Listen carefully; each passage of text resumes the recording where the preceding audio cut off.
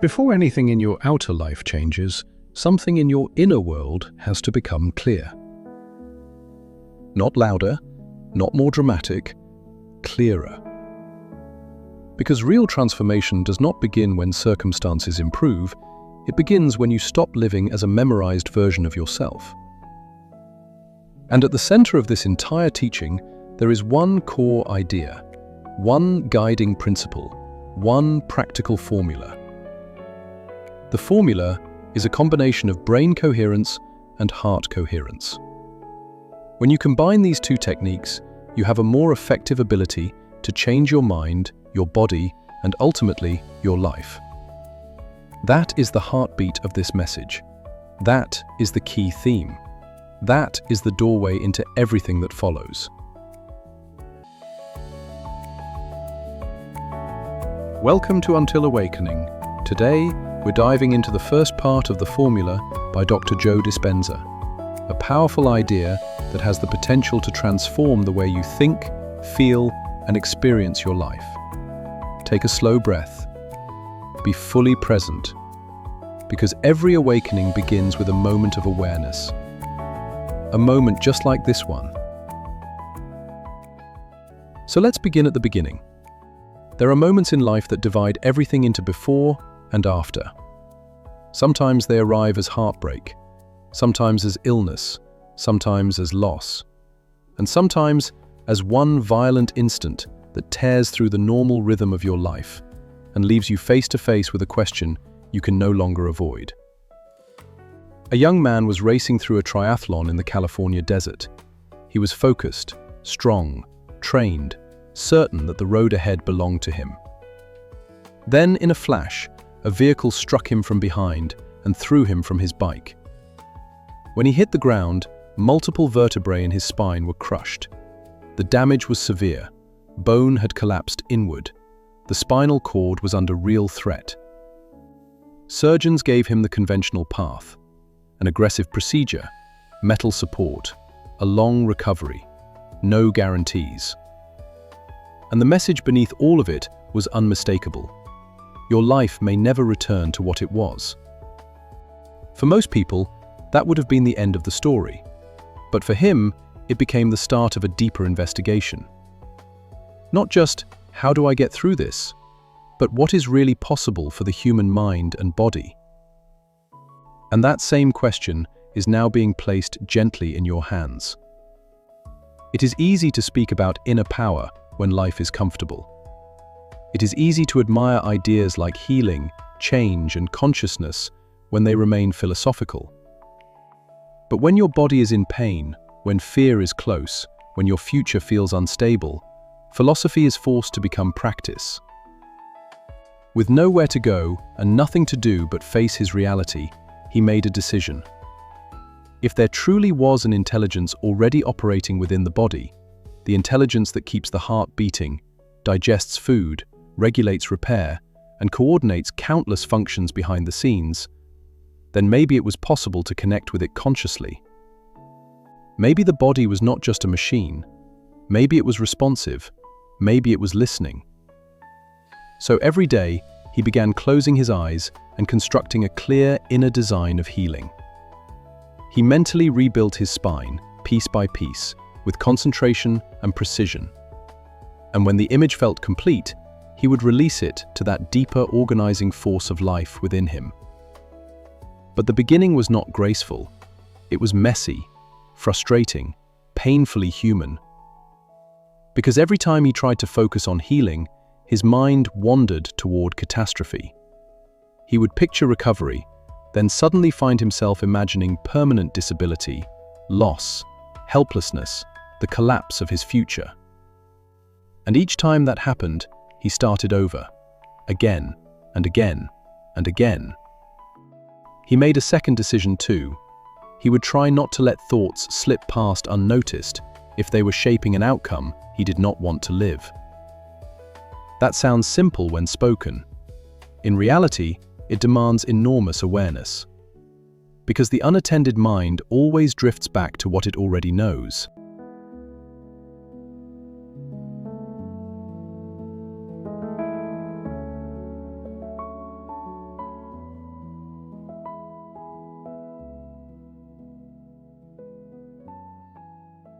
For weeks, this became his discipline. Long sessions, restarts, moments of frustration, moments of doubt, moments where the process felt impossible. But beneath the struggle, something important was happening. He was training attention.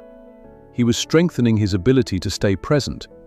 He was learning that focus is not a gift granted to a lucky few. It is a skill. And like any skill, it improves with practice. At the same time, he was interrupting the chemistry of fear. Each time he returned from stress to intention, he was shifting something. Each repetition was helping the brain and body move in a new direction. Then one day, after weeks of inner rehearsal, the whole process changed. He moved through it from start to finish without losing concentration. No drift, no collapse into fear, no interruption. And when he finished, something clicked. It felt complete, aligned, right. What had once taken hours took less than one. And soon after that, his body began to show signs of change. Pain began to soften. Sensation improved. Motor function shifted. The body was responding to what the mind had been practicing. That moment changed everything, because once he saw a relationship between his inner work and his physical condition, he no longer practiced with reluctant effort. He practiced with conviction. And conviction has power. Then another layer opened. He began imagining simple moments he longed to return to. Watching the sunset, standing beneath warm water in a shower, sitting at a table with friends, living inside ordinary moments that suddenly felt sacred. He did not just picture them, he felt them. He emotionally entered those moments before they physically arrived. And this became one of the most important discoveries of all. When you can generate a deeply felt inner experience through thought and attention alone, the body begins responding as though that future is already unfolding now. The body is deeply impressionable in the present moment. If the emotional signal is strong enough, it begins to believe the event is real. That means the future can start influencing the present before the outer evidence appears. And eventually, he was back on his feet. Soon after that, he returned to work. But the real story did not end with recovery. It began there. Once you experience something that breaks your old understanding of reality, you cannot simply return to business as usual. You start asking better questions. How did this happen? What changed? What role did thought, emotion, and attention play? What mechanisms were involved? So he began studying. He looked through medical literature, scientific research, and emerging fields that explored the adaptable brain, the body's responsiveness to environment, the effects of stress, the role of emotion, and the relationship between mind and physiology. This led him into studies of brain change, gene regulation, mind-body interaction, immune response, neurochemistry, and broader models of how possibility becomes experience. It also led him to people who had changed in ways that should not have been easy to explain. People who recovered, people who transformed, people who had faced conditions that seemed fixed and found a way into a different outcome. He interviewed many of them, looking for patterns, and over time, the patterns became unmistakable. The first pattern was that many of these people believed there was a deeper intelligence already present within them, an organizing force whose natural direction was toward repair, balance, restoration, and life. They did not see the body as lifeless matter. They saw it as process, as intelligence in motion. The second pattern was responsibility, not blame, responsibility. They began asking honest questions. What thoughts have I practiced for years? What emotional habits have I normalized? What patterns of reaction, speech, and behavior have become so automatic that I no longer notice them? And this matters because you cannot change a pattern you refuse to see. The third pattern was that they stopped focusing only on what they wanted to escape and began asking who they wanted to become. That shift is enormous, because the mind cannot organize around a void. It needs direction. So they began internally rehearsing a new self, a different way of thinking, a different way of speaking, a different way of feeling. a different way of showing up in life. And the fourth pattern was deep inward absorption. During practice, many of them became so focused that their usual awareness of time and space began to soften. The outer world grew quieter. The inner act became stronger. And in that state, change became easier.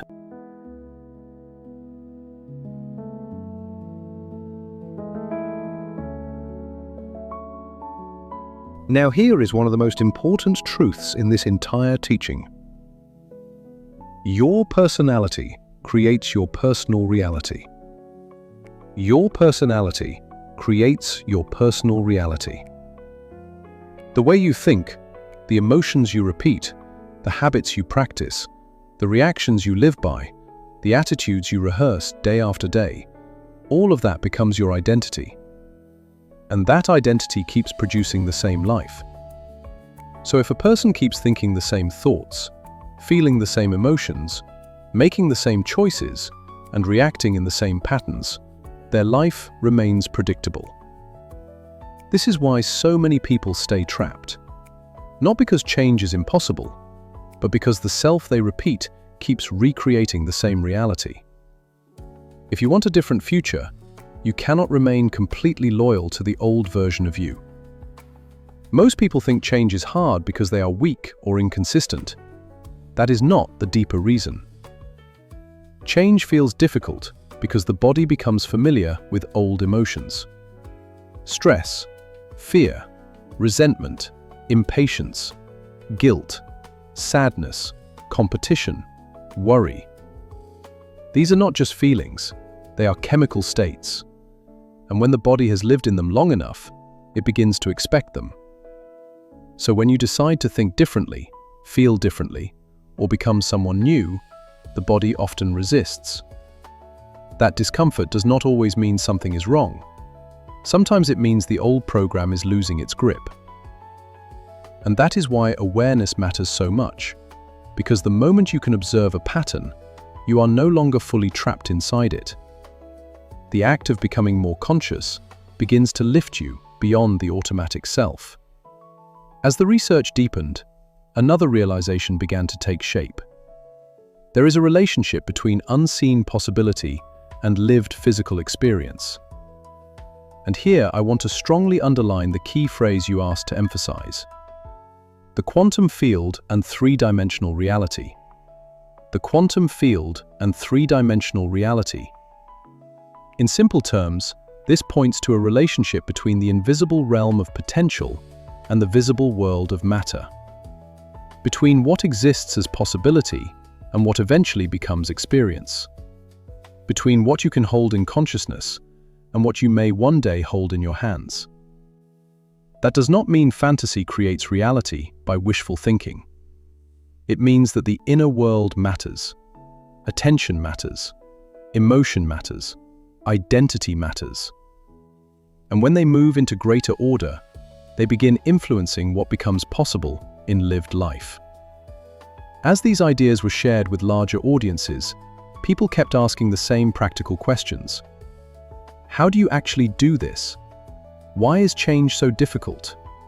What is the method? How do you move from insight into embodiment? So the work evolved into teaching. First understanding, then practice, then more refined and deeper levels of practice.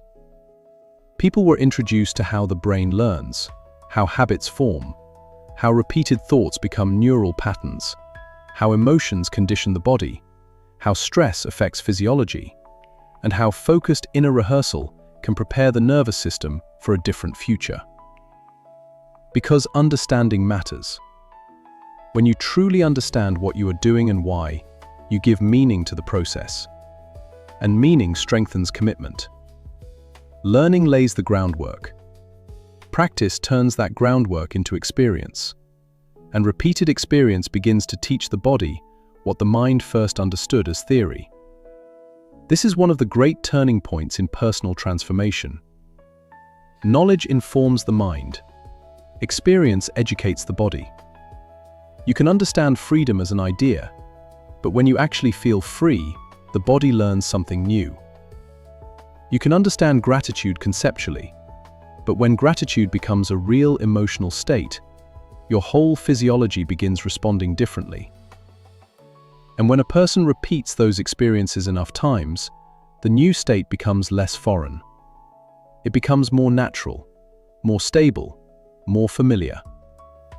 At some point, the new self is no longer something you occasionally visit. It becomes something you embody. As more people practiced and more profound stories of change began to emerge, the next step was obvious: measure what is happening.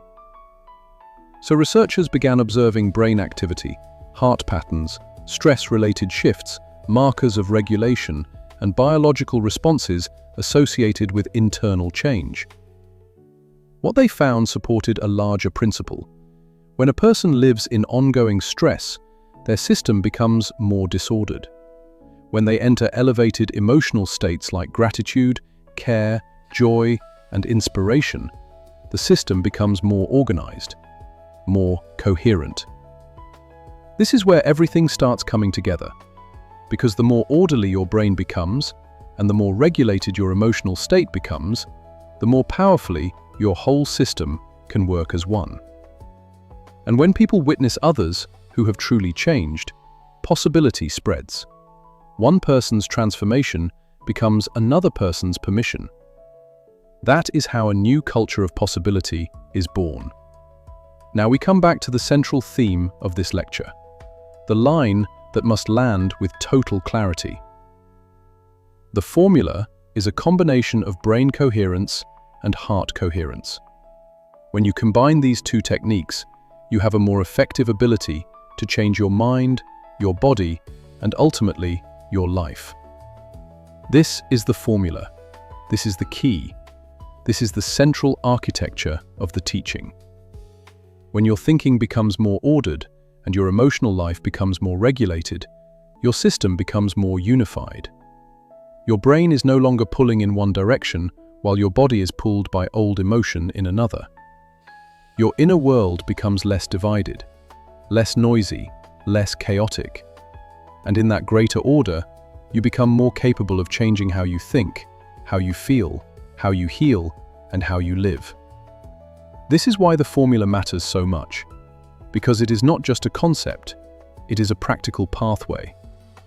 So what does all of this mean for you? It means you do not have to remain a memorized version of yourself. It means your past does not have to keep writing your future. It means you can learn to observe your old patterns without obeying them. You can train your attention. You can interrupt the chemistry of stress.